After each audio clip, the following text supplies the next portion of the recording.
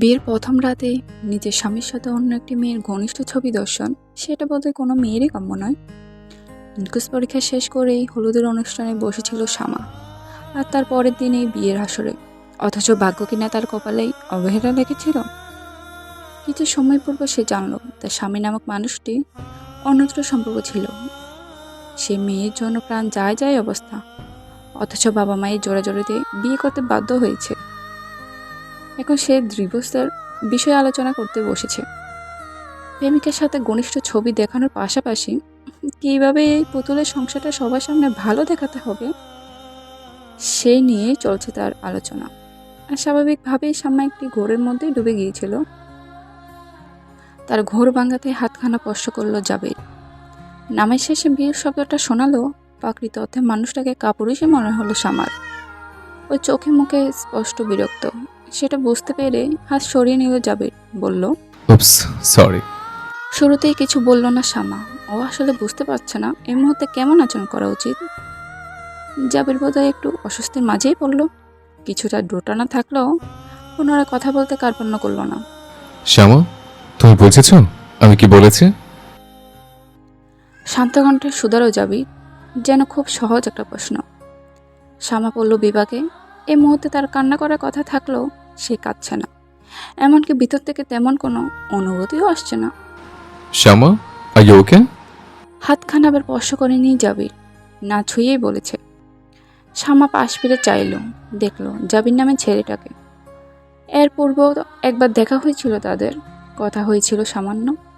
সেটাকে গভীর কোনো পরিচয় বলা চলে না, তবুও অল্প কথাতেই সামান্য মনে হয়েছিল ছেলেটার হাসি সুন্দর, কথা বলা ধরনও সুন্দর। অথচ এখন অসম্ভব বিরক্ত লাগছে। ওই শান্ত চিত্রে কয়েকবার দম নিল, তারপর বলল, এখন তুমি কি চাও জাবির? আমি সুন্দর একটা সংসারে অভিনয় করি? আসলে তেমনটা বলিনি। তবে কি বলেছ? ইউ নো হোয়াট, আমি ইনকোর্স পরীক্ষা দিয়ে এসে 2 মিনিট সময়ও পাইনি। হলুদের জন্য সেজেগুজে বসতে হয়েছিল, আর এখন কিনা এসব বলছো? এই মুহূর্তে জাবরিয়ার মুখশ্রী থমথমে দেখালো। শামা সত্যিই মহাবিরক্ত। এই সময়টায় বিয়ে করার কোনো ইচ্ছেই ছিল না তার। নেহাতি বাবার মুখের দিকে চেয়ে পাত্রপক্ষের সামনে বসেছিল। ছেলেটা দেখতে ভালো, পরিবার ভালো, ভালো একটা জব করে। এত সব ভালোর মাঝে খারাপ কিছুই খুঁজে পাচ্ছিল না শামা। যেহেতু অন্যত্র কোনো সম্পর্ক নেই ওর, তাই বিয়েটা করতে বাধ্য হয়েছে। আর এখন কি না ছেলেটা অন্য সুর গাইছে। ও ভিতরে ভিতরে হতাশ হলো। তবে নিজেকে বোঝালো, রাগ করলে সমাধান হবে না। ও আর চোখে চেয়ে দেখলো জাবিরের মুখ থমথমে। কতদিন চলবে এই সংসার সংসার খেলা? এবার যেন জাবিরের মুখশ্রীতে আলো এসে স্পর্শ করে গেল। ও চট করেই বলল, দেখ 2 বছরের মধ্যে সব ম্যানেজ করে ফেলবো, প্রমিস করছি। এই পর্যায়ে শামা চোখে তাকালো। জাবির একটু আমতা আমতা করে বলল, না মানে তুমি বললে। ওকে আটকালো শামা। গায়ে বাড়ি পোশাক অসহ্য লাগছে, খোলা প্রয়োজন। শোনো, 1.5-2 বছর মানে কতদিন সেটা আইডিয়া আছে? 365 এর 2 গুণ করে দেখো। আমি এত সময় দিতে পারবো না। 1 বছরের মধ্যেই ঝামেলা শেষ করবে। জাবির বুঝতে পারেনি শামা এত সহজে সব মেনে নিবে। ও হাসি হাসি মুখে এগিয়ে গেল। থ্যাংক ইউ শ্যামা, আমি 1 বছরের মাঝেই সব ঠিক করে নেব, প্রমিস করছে। ঠিক আছে, ওয়াশরুমটা কোন দিকে? এই পোশাকে অসহ্য লাগছে। হাসি হাসি মুখে ওয়াশরুম দেখিয়ে দিল জাবির। লাগেজ থেকে সালোয়ার কামিজ নিয়ে সেদিকে গেল শামা। তারপর পুরো 10 মিনিট পর বেরিয়ে এলো। একদম শাওয়ার নিয়ে এসেছে। ও যখন বের হলো তখন জাবির ফোনে ব্যস্ত। কথার ধরনে বোঝা যাচ্ছে ওইটা প্রেমিকাই। শামার আগ্রহ হলো না। ও বরং তোয়ালে দিয়ে ভালো মতো চুলগুলো মুছে নিচ্ছে। সেই সাথে ভেবে নিচ্ছে সামনের দিনগুলোর কথা। সামনে তার ফাইনাল পরীক্ষা। গ্র্যাজুয়েশনের পর বাইরের দেশ থেকে মাস্টার্স শেষ করা বড় ইচ্ছে ছিল, অথচ বাবার জন্য বিয়েটা করতে হয়েছে। সেই সাথে মাটি চাপা দিতে হয়েছে স্বপ্নটাকেও। এখন যেহেতু সব কিছু বদলাতে চলেছে, তাই ও ভেবেই নিয়েছে পৃথিবী উল্টে গেলেও বাইরের দেশ থেকে গ্র্যাজুয়েশন শেষ করবে সে। প্রেমিকের সাথে কথা শেষ করে এসে জাবির একটু দোটানায় পড়ল। মানুষ তো 2 জন, কিন্তু বিছানা যে একটা। কার্পেট একটা আছে, তবে নিচে কে ঘুমাবে? এই একটা প্রশ্ন ঘুরপাক কাচ্ছে ওর মুখশ্রীতে। সেটা যেন স্পষ্ট বুঝল শামা, তাই সরাসরি বলল। তুমি কি আমাকে নিচে শোয়ানোর প্ল্যান করছো? দৃষ্টি ফেরালো জাবির, কিছু বলার সুযোগ পেল না। তার আগে বালিশখানা ছুড়ে দিল মেয়েটা। আমি খাটে ঘুমাবো, তুমি কোথায় ঘুমাবে এটা আমার জানা নেই। জাবির এবার বিরোধ করলো। আমি নিচে কেন ঘুমাবো? আচ্ছা, একটা ডিল হোক। ডিলের কথায় ভ্রু বাঁকিয়ে তাকালো শামা। জাবির বেশ ভাব নিয়ে বলল। একদিন আমি খাটে ঘুমাবো, আর একদিন তুমি। এভাবে ভাগ করে ঘুমাবো, ওকে? নো ওকে। কেন, সমস্যা কি? আমি নিচে ঘুমাবো না। এটা কেমন কথা শ্যামা? যেমনই হোক সেটা আমি জানি না। অ্যান্ড বাই দ্য ওয়ে, তোমাকে কিন্তু আমার প্রয়োজন নেই, বরং আমাকে তোমার প্রয়োজন। So good night. বলেই বিছানায় গা এলিয়ে দিল শামা, আর জাবির বালির সাথে নিয়ে দাঁড়িয়ে রইল। কয়েক সেকেন্ড বাদে পুনরায় শামা বলল, লাইট অফ করে দাও। হাত বাড়ালে লাইটের সুইচ, অথচ একটুখানি কষ্ট করতে চাইছে না মেয়েটা। জাবির বুঝল এই মেয়েটাকে যত ভালো সে মনে করেছে ঠিক ততটা ভালো নয়। ও হতাশ হয়ে লাইটটা অফ করে দিল। এদিকে শামা দুই চোখ বন্ধ করে রাখলেও ঘুমাতে পারছে না। এ রাত নিয়ে বিশেষ কোনো ভাবনা ছিল না তার অন্তরে। তবু আজকের দিনটা না এলে বীর প্রথম রাত্রি যে এমনভাবে কাটাতে হবে সেটা কখনোই কি ভাবতে পারতো সে? জাবিরের সাথে শামার দিনগুলো কাটছে অনেকটা চুক্তির মতন। বাইরে তারা বেশ হাসি ঠাট্টার সম্পর্ক দেখালো, চার দেওয়ালে আড়ালে দুজন দুই আকাশের নিয়ে ব্যস্ত। শামার পরীক্ষার দিনগুলো এগিয়ে এসেছে, মাথায় রাজ্যের চিন্তা। এদিকে শাশুড়ি এসে প্রায় দিনই বলেন, দ্রুত একটা বাচ্চা নাও, নাতি নাতনির শখটা পূরণ করো তো। এই কথা শুনে নীরবে হাসে শামা। মাঝে মাঝে ওর বলতে ইচ্ছে করে, মা, আপনার ছেলেকে বলুন এই কথা। আমি তো একা একা বাচ্চা আনতে পারবো না। মনের কথা মনেই থেকে যায়। নীরবে কথাগুলো এড়িয়ে যায় শামা। কিন্তু আজ ঘটনা ঘটেছে উল্টো। বাসায় মেহমান এসেছে, মেহমানরাও একই কথা বলে গেল। অথচ ওদের বিয়ের মাস দুয়েক পেরিয়েছে মাত্র। বিষয়টি নিয়ে শামা বিরক্তই ছিল। কাবাডে কাপড়গুলো তুলে রাখতে গিয়ে অন্যমনস্ক হয়ে পড়েছিল। তখনই জাবিরের আগমন ঘটল। চেহারা বেশ একটা উজ্জ্বলতা খেলা করছে। দারুণ একটা বিষয় ঘটেছে আজ। শামার ধ্যান ফিরে, ও ফিরে তাকায়। কাপড়গুলো সব তুলে রেখে কাপড় বন্ধ করে দেয়। কি এমন ঘটলো শুনি? নৌঝাদ আজ দেশে ফিরেছে, ওর সাথে দেখা হলো। নুজহাত অর্থাৎ জাবিরের প্রেমিকা। মেয়েটির সম্পর্কে অনেক কথা শুনেছে শামা। দুজনের সম্পর্ক অনেক বছর ধরে। তবে সমস্যাটি হলো নুজহাতের পরিবার ভালো না। এদিকে জাবিরের পরিবার বেশ সুস্থির, সম্মানিত। কোনোভাবেই সম্পর্কটি মেনে নিবে না তারা। শামাকে বিয়ে করার সিদ্ধান্তটা ছিল হুট করেই, এক অদ্ভুত চিন্তা থেকে। ডিভোর্স হলে স্বাভাবিকভাবেই জাবিরের একটা খুঁত তৈরি হবে। কোনো অবিবাহিত মেয়ে জাবিরকে তখন বিয়ে করতে চাইবে না। সেই সময়ে জাবির নুজহাতকে এনে দাঁড় করাবে। অবিবাহিত মেয়ে পেয়ে পরিবারের মানুষগুলো নরম হবে। এসব অদ্ভুত যুক্তির খেলার কথা শুনে শামার বড়ই হাসি পেয়েছে। সেই সাথে কিছুটা মন খারাপও হয়েছে। বলতে ইচ্ছে করেছে, জাবির তুমি ভয়ঙ্কর খারাপ, স্বার্থপর কাপুরুষ একটা। কিন্তু এই কথাটা বলা হয়নি। নরম হৃদয়ে শামা শুধু গল্পগুলোই শুনে গিয়েছিল। আর জাবির বলে গিয়েছিল অলসহীনভাবে, কোনো দ্বিধা ছাড়াই। অদ্ভুত লাগে সব কিছু। নিজের জীবনটি নিয়ে শামার অভিযোগ নেই। ও শুধু নিজের চেষ্টায় কিছু করে দেখাতে চায়। জাবির একেই বকবক করে। নুজহাতের সাথে দেখা হওয়ার সমস্ত ঘটনা জানায়। একসাথে লাঞ্চ, হাত ধরে ঘোরা, এমনকি বেলা শেষে চুমু খাওয়া, সবটার বর্ণনা করে চলে। আর শামা বরাবরের মতোই নীরবে শুনল। সবটা বলে শেষ হলে শামা বলল, কদিন বাদে আমার পরীক্ষা শুরু হবে। সবগুলো পরীক্ষা বাবার বাসায় থেকে দিতে চাই। ম্যানেজ করার দায়িত্ব তোমার। জাবির একটু ভাবল, তারপর বলল, কিন্তু শ্যামা, এটা তো অনেক দিনের বিষয়। তো আমি তো তোমার বউ নই জাবির, যাকে তুমি মিস করবে। আর সেই জন্য আমিও এতদিন অন্য কোথাও থাকতে পারবো না। জাবিরের মুখশ্রী গম্ভীর হলো, বুঝতে পারে না। এক এক সময় এক এক রূপ ধারণ করে। পরের দিন সকালে নাস্তার টেবিলে কথা তুলল জাবির। মা, সামার তো পরীক্ষা শুরু হবে। এখানে থাকলে যাওয়ার সময়ও বেশি লাগবে। তাছাড়া বইপত্র, কমফোর্ট জোন সব তো ও বাড়িতেই। তো বলছিলাম ও বরং ও বাসা থেকে পরীক্ষাগুলো দেখ। ভদ্রমহিলার বুক উচ্চিত হলো। খাবার প্লেট তুলে নিতে নিতে বলল, মনে তো হচ্ছে সব ঠিক করেই এসেছিস। আমরা নিষেধ করাতে যাওয়া তো আটকাবে না। বিরোধ করলো শ্যামা। ও নরম সুরে বলল, সেটা নয় মা, আপনি বললে আমি অবশ্যই এখানে থাকবো। না মা, সেটার দরকার নেই। তুমি বরং পরীক্ষাটা দিয়েই এসো, আর তারপর আমার কথাটাও পূরণের চেষ্টা করো। এ কথার দ্বারা ভদ্রমহিলা কি বোঝালেন সেটা বোঝেনি জাবির। তবে ও চুপই রইল, কথা বাড়ালো না। নাস্তা শেষ করে ঘরে আসতে শ্যামা বলল, উবার কল করো, আমি এখনই বের হব। এখনই? হ্যাঁ, সমস্যা কোনো? সেটা না, তবে? কিছু না। ওভার কল করতে হবে না, আমি দিয়ে আসবো। বাপ রে, এত দরদ দেখাতে হবে না, উবার কল করলেই হবে। আমি তো বাচ্চা নই। আজব তো, দরদ কোথায় দেখালাম? শ্যামা কিছু বলল না। আগে থেকে ব্যাগপত্র গোছানো ছিল। তবু আরও একবার সব কিছু চেক করে নিল।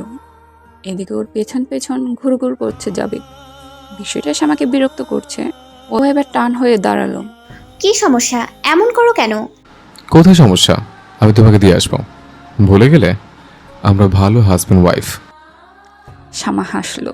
ওর হাসি দেখে জাবির থমথমে সুরে বলল, হাসার মতন কিছু বলেছে? বলেছি তো, আমরা ভালো হাজব্যান্ড ওয়াইফ। এটা তো অভিনয় জাবির, এখানে ভালো খারাপের প্রশ্ন আসে কিভাবে? এবার জাবির চুপ করে রইল। শ্যামা ব্যাগ হাতে তুলে বলল, উবার কল করো। আমি দিলে কি সমস্যা? সমস্যা আছে। এত ভালো সম্পর্ক হুট করেই কিভাবে খারাপ দেখাবো সবার সামনে? তাই আগে থেকে একটু একটু সন্দেহ তৈরি করতে হবে। এই কথা বলার পর জাবির আর কিছুই বলতে পারল না। শ্যামা নিজেই উবার কল করে নিল। যাওয়ার পূর্বে শুধু বলে গেল, নাস্তার সময় মা ইঙ্গিত দিয়ে বুঝিয়েছে একটা বাচ্চার কথা। তিনি নাতি নাতনির মুখ দেখতে চান, যতটা দ্রুত সম্ভব। এটা সব সময় বলেন আমাকে। জাবিরের মাথায় আকাশ ভেঙে পড়ল যেন। ওর বাসারা সব হারিয়ে গিয়েছে। কি বলা উচিত সেটা বুঝতে পারেনি, তাই মনে রইল। এদিকে শ্যামা বেরিয়ে গিয়েছে, আর কিছু বলতে ইচ্ছে করছে না তার। জাবিরের প্রতি মাঝে মাঝে ভয়ঙ্কর অভিমান হয়। ইচ্ছে করে চিৎকার করে বলতে, জাবির তুমি একটা অসহ্যকর।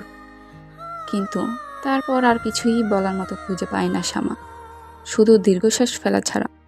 অথচ স্বার্থপর পুরুষ মানুষ কখনোই সেটা বোঝে না, বোঝার চেষ্টাও করে না, শুধু নিজের সুখের গল্পগুলো শোনায়।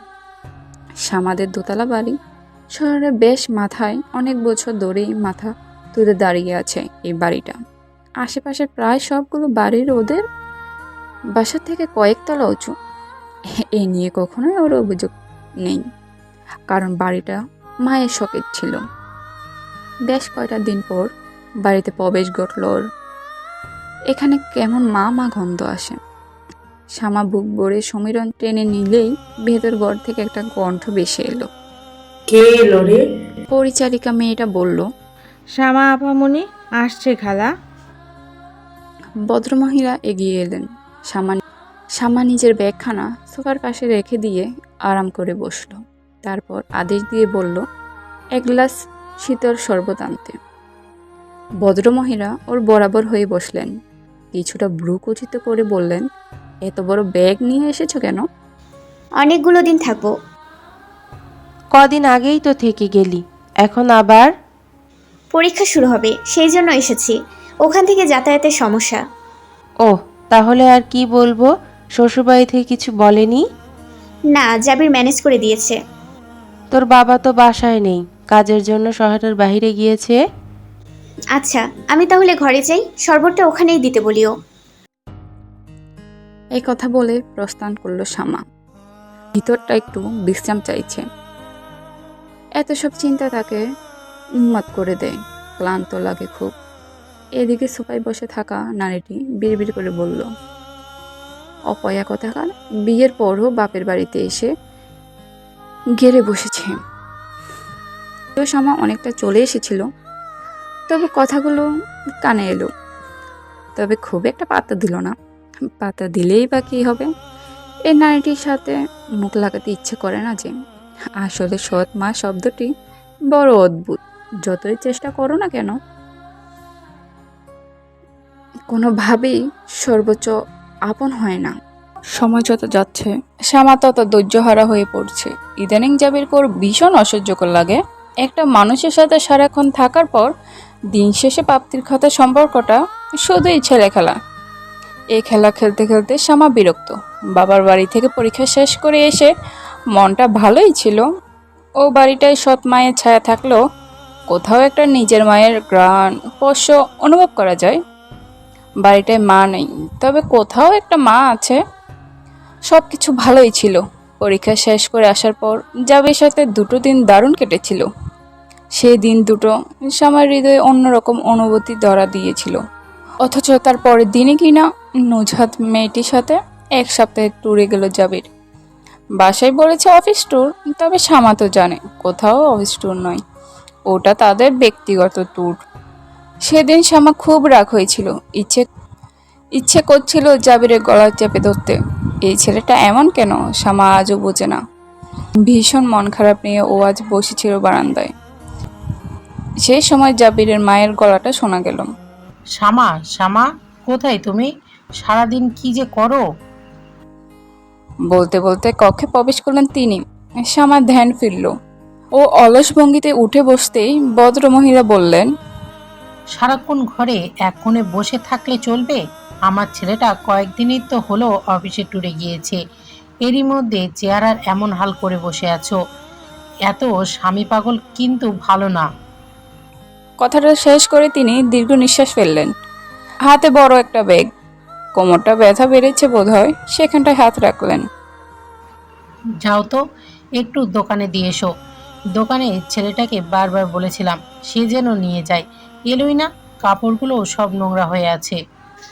আচ্ছা মা। শ্যামা ছোট্ট করে জবাব দেয়। কাপড়ের ব্যাগটা বেশ ভারী। ও একটু টেনে নিয়ে খাটের পাশে রাখে। দেরি করো না, আর স্বামীর চিন্তা বাদ দিয়ে একটু সংসারে মন দাও।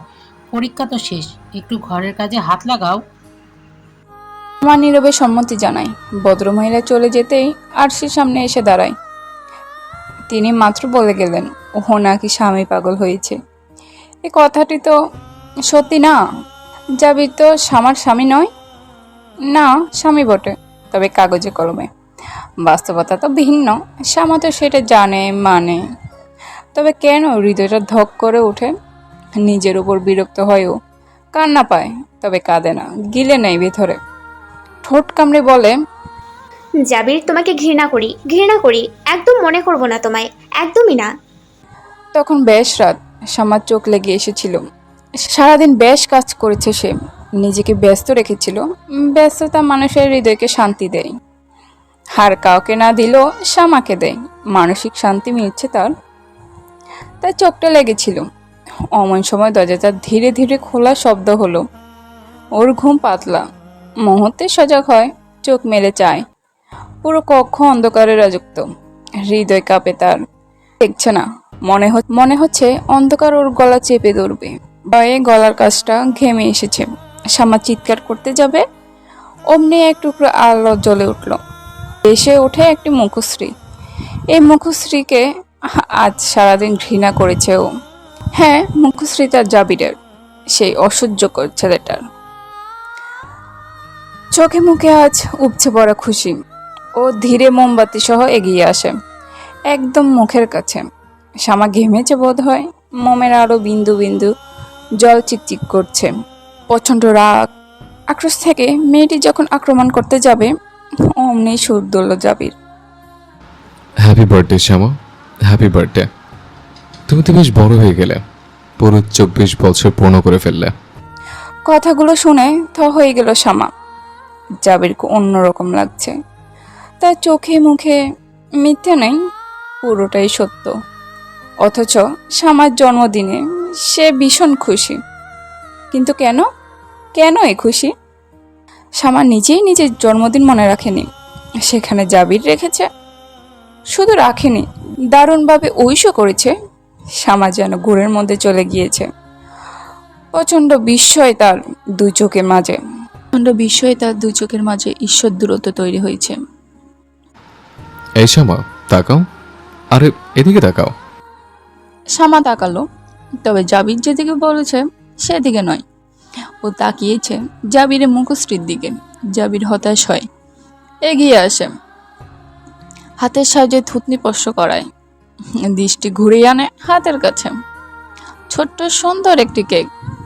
শামা কি বলবে বোঝে না, নিজের অনুভূতিও খুব একটা ধরতে পারে না। তবে এইটুকু বোঝে তার ভালো লাগছে জাবিরের এই যত্নটুকু। জাবির বোধহয় কিছু একটা বলে চলেছে, তবে শামা শুনতে পায় না। ও ঘোরের মধ্যে থেকে কেকের উপর জ্বলতে থাকা মোমবাতিতে ফু দেয়। উচ্ছ্বাস ভেসে আসে জাবিরের কাছ থেকে। জাবির বলে চলেছে, happy birthday to you, happy birthday, happy birthday, happy birthday dear Shama. এতগুলো শব্দের মাঝে শামা শুধু ডিয়ার শব্দটাই শুনেছে। ওর অন্তর লাফায়। ডিয়ার মানে তো প্রিয়। শামা জাবিরের প্রিয়, এটাও সম্ভব। শামা দ্বিধায় পড়ে, মাথার উপর ঢেউ ভেঙে লুটপাট চালায়। এক টুকরো কেক মুখের সামনে এনে দেয় জাবির। শামা কয়েক সেকেন্ড চুপ থাকে, তারপর সেই কেকটুকু মুখে তুলে নেয়। চোখ দুটোয় আনন্দের দল নাচতে শুরু করেছে। শামা খুশি খুশি মনে বলে, তুমি ফিরবে জানাওনি কেন? সারপ্রাইজ দিতে চেয়েছিলাম। সারপ্রাইজ? জাবিরের মতন পাষাণ ছেলেটা শামাকে সারপ্রাইজ দিতে এসেছে, অথচ শামা কিনা আজ সারাদিন ছেলেটাকে ঘৃণা করেছে। না, ঠিক হয়নি, একদম ঠিক হয়নি। শামা নিজের মনকে শাসন করলো, দুই একটা ধমকও দিল। তারপর যখন থ্যাংক ইউ বলবে অমনি জাবির বলে উঠল, আমার তো আসলে কিছুই খেয়াল নেই। আমার বন্ধুরা তাদের বউ গার্লফ্রেন্ড নিয়ে ট্যুরে গিয়েছে, আমিও গিয়েছি। অমনি সকালবেলা নুজহাত বলল তোমার বার্থডের কথা, ও জোর করে পাঠালো সারপ্রাইজ দেওয়ার জন্য। মেয়েটা পুরো পাগল। তোমার প্রতি ওর অনেক কৃতজ্ঞতা, বুঝলে? নাহলে এমন একটা ট্যুর থেকে পাঠায় কেউ? আমার কানে কিছু একটা এসে আঘাত করে গেল, যেন কেঁপে উঠল দেহ। নুজহাত পাঠিয়েছে, অথচ জাবির নিচ থেকে আসেনি। ওর গলাটা কেমন শুকিয়ে এলো। চোখে মুখে যে খুশিটা এসে স্পর্শ করেছিল তা পালিয়ে গেল। শুকনো ঢোক গিলতেই জাবির বলল, তোমার বার্থডের জন্য দুদিন আগে চলে আসতে হলো। জাবির এমনভাবে বলল যেন শামা ওকে আসতে বলেছে, সেজন্য ট্যুরের রোমান্টিক সময়টা মিস হয়েছে।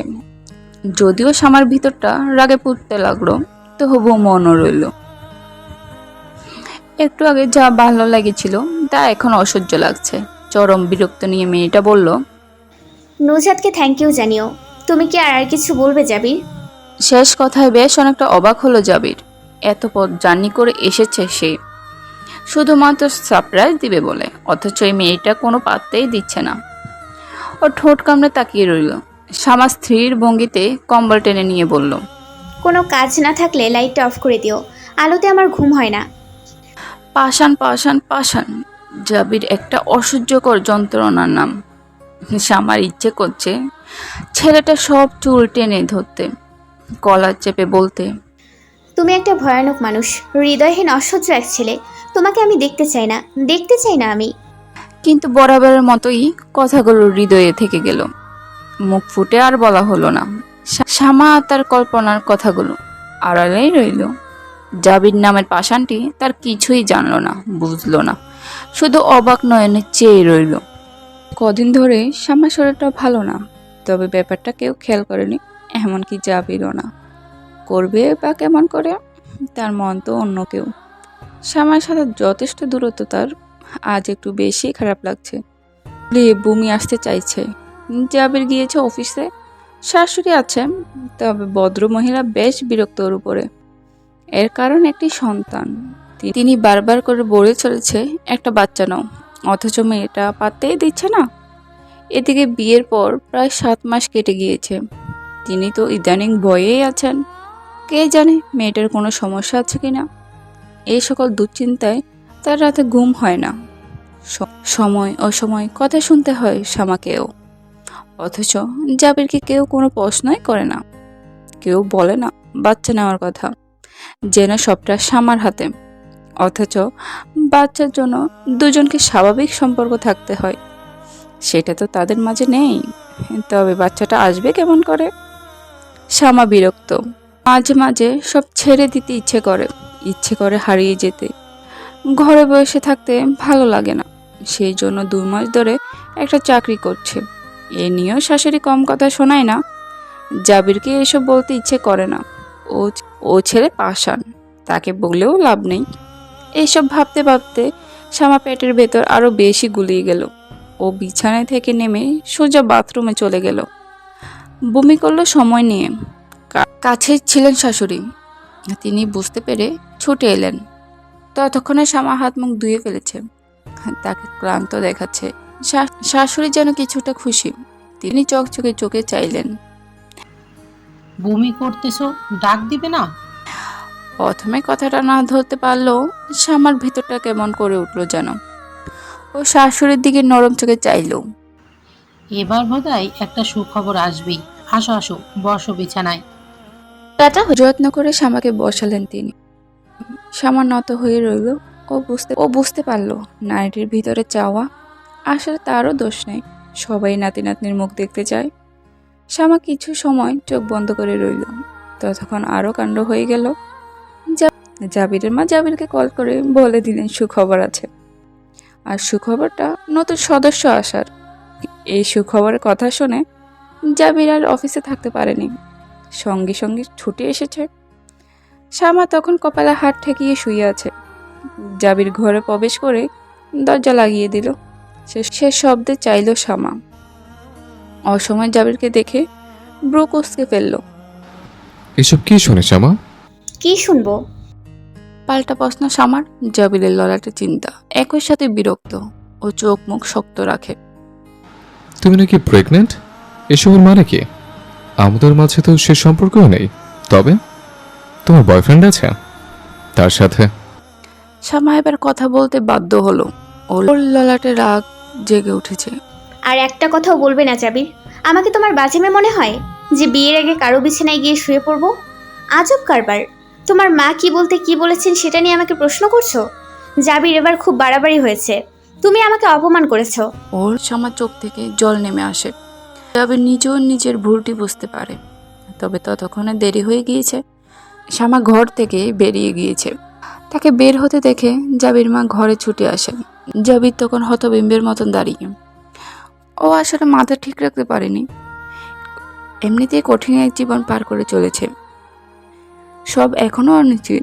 এদিকে শ্যামা মা হওয়ার খবর শুনে চাপা ভয় জেগেছিল অন্তরে, তাই ওভাবে প্রশ্ন করে ফেলেছে। জাবিরের মা ছেলের বরাবর হলেন, একবার দরজার কাছে চেয়ে বললেন, শ্যামা বের হয়ে গেল কেন? কি হয়েছে? কোনো কথাই বলল না জাবির। তবে মায়ের উপর কিঞ্চিত রাগ হলো। ছোট একটি বিষয় কিভাবে কি বানিয়ে ফেললো। পুরো রাস্তা কেঁদেছে শ্যামা। আসার সময় 12 অব্দি আনেনি, শুধু ফোনটা ছিল সাথে। ও চিনচি নিয়ে সরাসরি বাবার বাড়িতে চলে এসেছে। বাবা তখন বসার ঘরেই বসেছিলেন। বিকেলের শেষ প্রহরে উষ্ণ 1 কাপ চা পান করছিলেন। শ্যামাকে দেখে দাঁড়িয়ে গেলেন। কোনো কথা না বলেই শ্যামা বলল, আমাকে কিছু টাকা দাও বাবা। হাত বাড়িয়ে রইল শ্যামা। ভদ্রলোক কয়েক সেকেন্ড চুপ থেকে শার্টের পকেট থেকে 500 টাকা নোট বের করে দিলেন। সেই টাকা হাতে ছুটে গেলেন শ্যামা। ততক্ষণে শ্যামার সৎ মাও চলে এসেছে। মনে হলো শামার গলা শুনলাম। এসে টাকা নিয়ে চলে গেল। মানে? শ্যামা ফিরল একটু বাদেই, হাতে খুচরো 100 টাকা। সেটা বাবাকে ফিরিয়ে দিয়ে বলল, ভুলে পার্স রেখে এসেছি। ভদ্রলোক কিছু বলার পূর্বে পাশ থেকে ওর সৎ মা বললেন, আসবে। আগে তো জানালি না। প্ল্যান ছিল না, আমি একটু ঘরে যাই। বলেই হনহন করে চলে গেল শ্যামা। জাবির অনেকের কল করেছে, তবে রিসিভ করেনি শ্যামা। ওর শুধু কান্না পাচ্ছে জাবিরের মুখ থেকে শোনা কথাগুলোর জন্য। দীর্ঘ 7 মাস একটু একটু করে ছেলেটার প্রতি অনুভূতি জন্মে গিয়েছিল। সেটা শ্যামা অস্বীকার করতে পারে না, পারার কথাও না।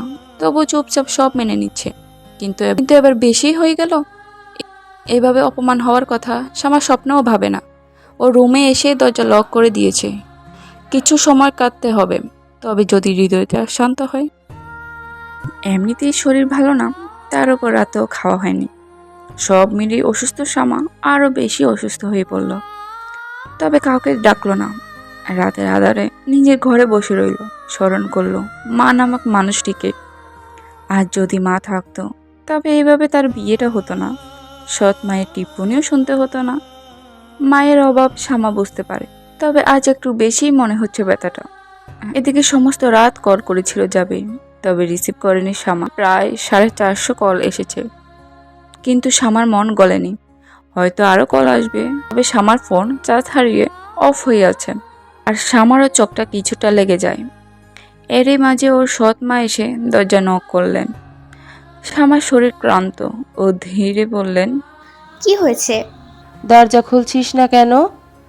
বললাম না একটু একা থাকবো। সাধে তো ডাকছি না, জাবির এসেছে। জাবির এসেছে? শামা যেন ঠিক মতো শোনেনি, তাই শুধায়, কে এসেছে? জাবির বলল তোকে ডেকে দিতে, কল নাকি রিসিভ করছিস না।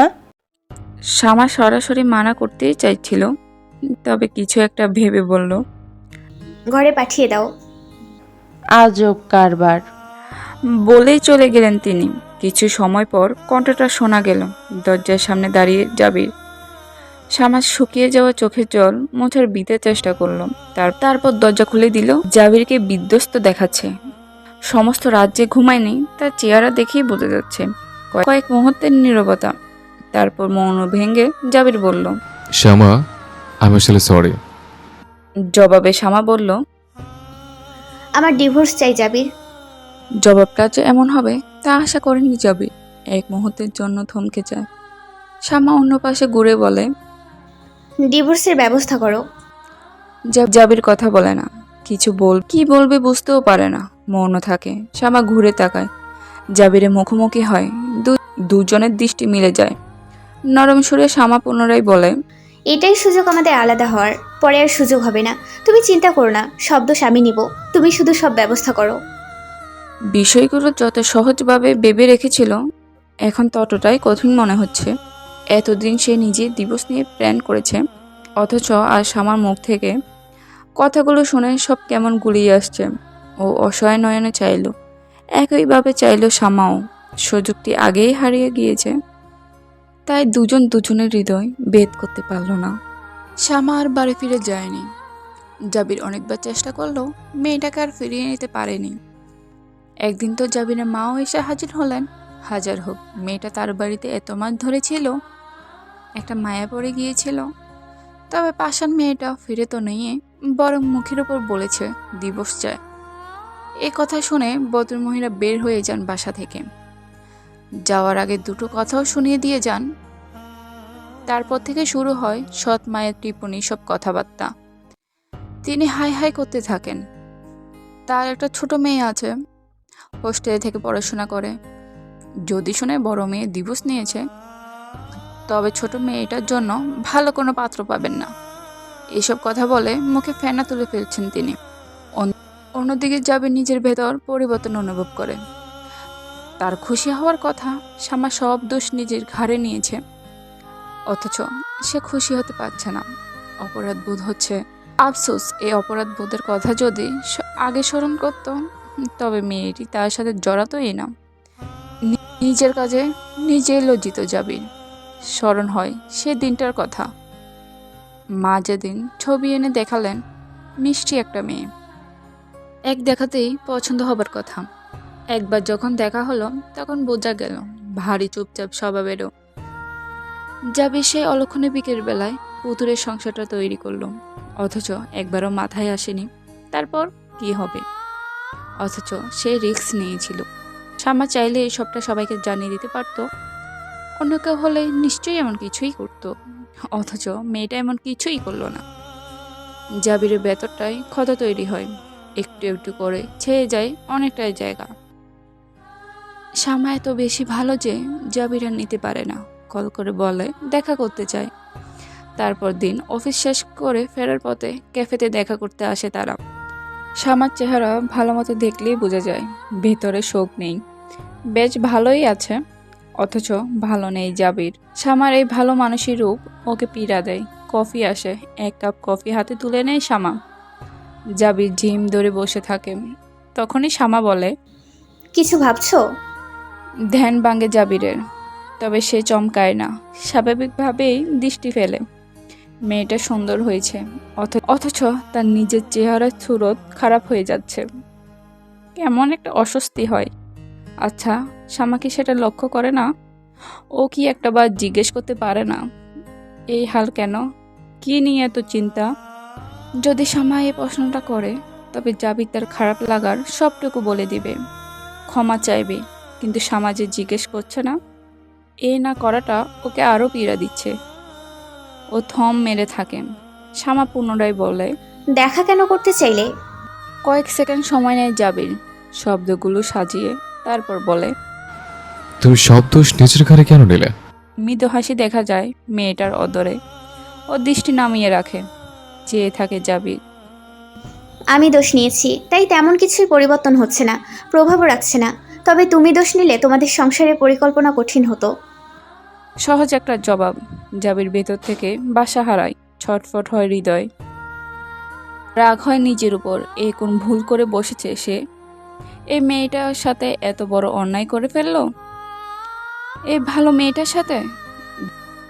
জাবির বোধ হয় এই প্রথমবার শামার দিকে চাইতে লজ্জা পাচ্ছে। কেমন করেই বা চাইবে? দিনের পর দিন মেয়েটা তার পুতুলের সংসার করে গিয়েছে। রয়েছে কিছু স্মৃতি, তবে এই স্মৃতি ডিঙিয়ে সে যে অনেকটা দুঃখ দিয়ে ফেলেছে। জাবির যদি জানতো শামার হৃদয়ে কি চলে, মেয়েটা যে তাকে ভালোবাসতো, এমনকি বাসেও, তবে নিশ্চয়ই মাথা ঠুকে প্রাণ বিসর্জন দিত। তবে ভালো মেয়ে শামা নিজের অনুভূতি লুকিয়ে রাখে, বুঝতে দেয় না কোনো কিছুই, বরং খুশি মনে বলে, তুমি একটা ধন্যবাদ পাও। আমি? বিস্ময়ের সাথে শুধায় জাবির। শামা দুপাশে মাথা কাত করে বলে, হ্যাঁ, দেখো, তুমি যদি ডিভোর্সের সুযোগ না করে দিতে, তবে আমি যে বিদেশে পড়ার স্বপ্ন দেখেছিলাম তা কখনোই পূরণ হতো না। জাবির ফেল ফেল করে চেয়ে থাকে, অথচ অকপটে মিথ্যের হাসি আড়ালে কথাগুলো বলে যায় শামা। পাষাণ পুরুষ জাবির, সে মিথ্যেটা ধরতেও পারে না। কাঁদতে কাঁদতে হেসকে উঠে যায় শামার। কফি শপ থেকে বেরিয়ে সে রিক্সা নিয়েছে। নিজের আবেগ ধরে রাখতে পারেনি, তাই কেঁদে চলেছে। ওর কান্নার শব্দে বারবার পিছন ফিরে তাকাচ্ছে রিক্সাওয়ালা মামা। তিনি বুঝতে পারছে না কিছুই। মামা পাশ ফিরে কাঁদতে থাকে। জাবির কেন আজ দেখা করলো? শামা তো নিজেকে সামলে নিয়েছিল, একটু একটু করে সব কিছু গুছিয়ে নিয়েছিল। তবে কেন পুনরায় ভেঙে দিল জাবির? পাষাণ পুরুষটার একটুও দয়া হলো না, একটুও না। শামা যখন নিজের ঘরে যাচ্ছিল, তখনই বাবা ডেকে উঠলেন। শামার নতমস্তকে বাবার কক্ষে প্রবেশ করলো। ভদ্রলোক জীবনে যে কটা পাপ করেছেন, তার মধ্যে অন্যতম ছিল দ্বিতীয় বিয়ে করা।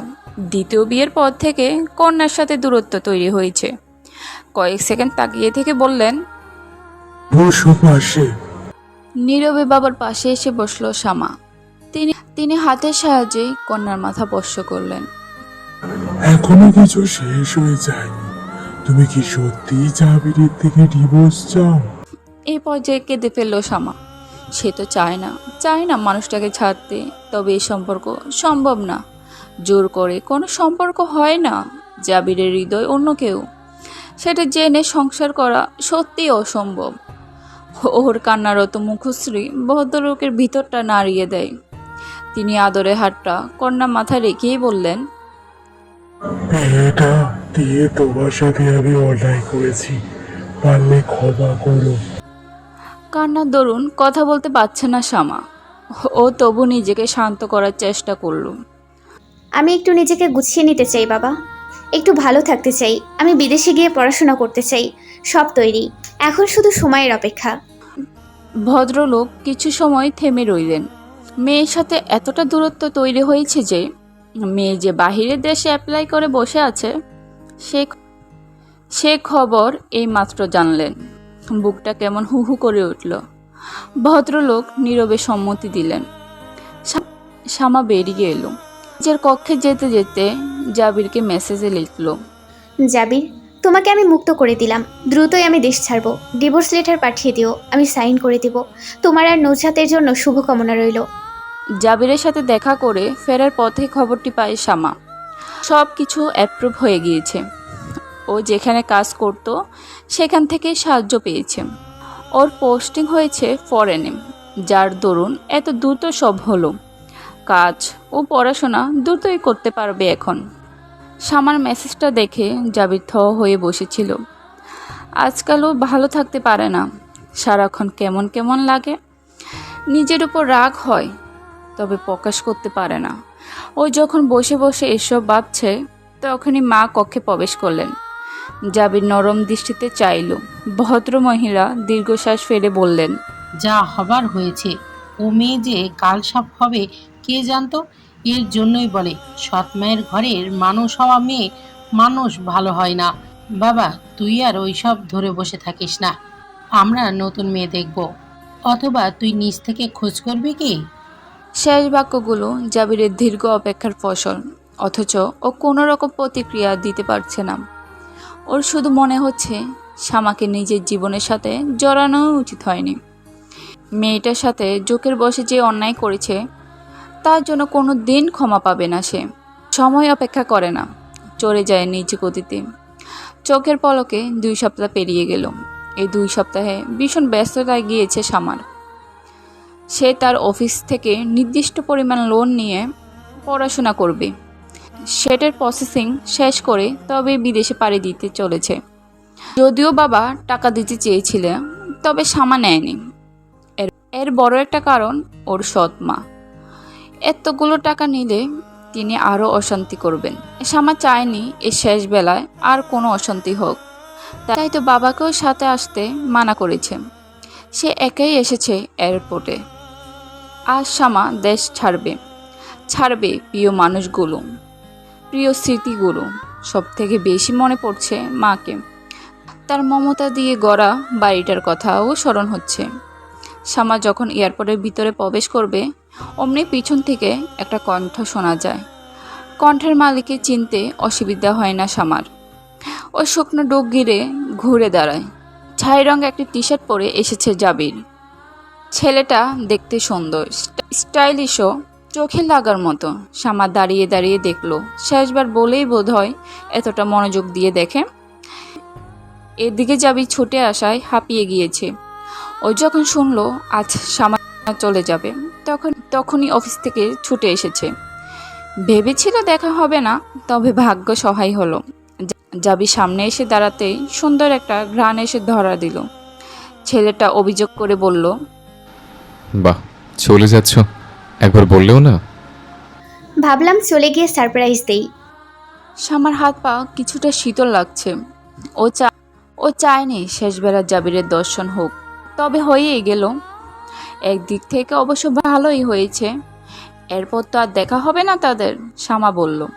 তোমার তো অফিস থাকার কথা।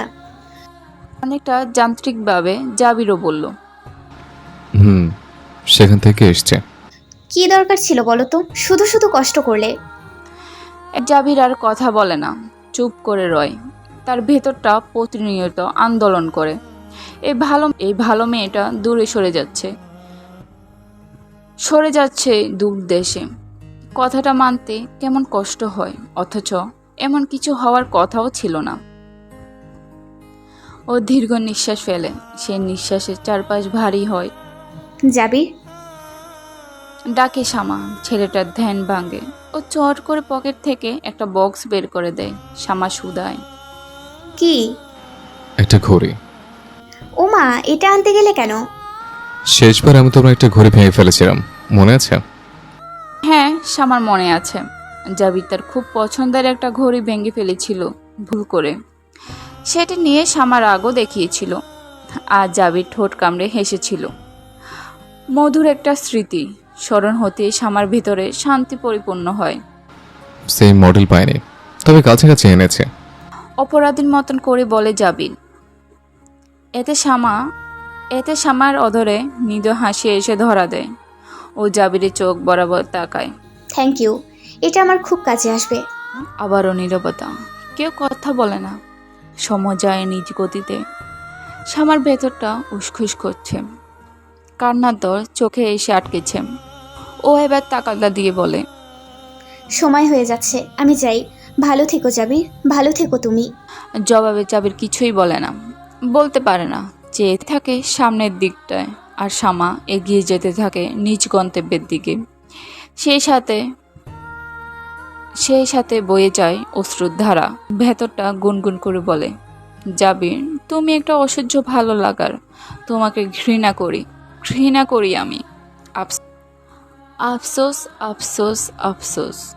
বোকামে ঘৃণার মাঝেও পাষাণটাকে ভালোবেসেই গেল, অথচ প্রতিদান হিসাবে কিছুই জুটল না। যাবে শামার জন্য আকাশ হতে চায়নি, তবে শামা ভালোবেসে যাবির জন্য ঠিকই আকাশ হয়ে গেল, দিয়ে গেল ভালোবাসার প্রতিদান। সমাপ্ত।